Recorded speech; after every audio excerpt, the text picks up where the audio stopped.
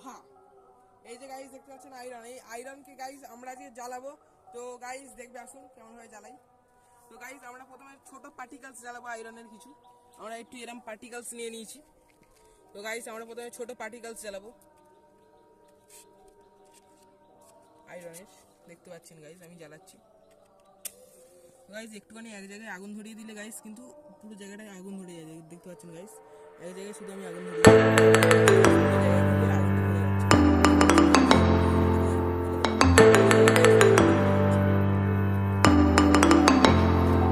দেখতে পাচ্ছেন গাইস আগুন ধরে গেল।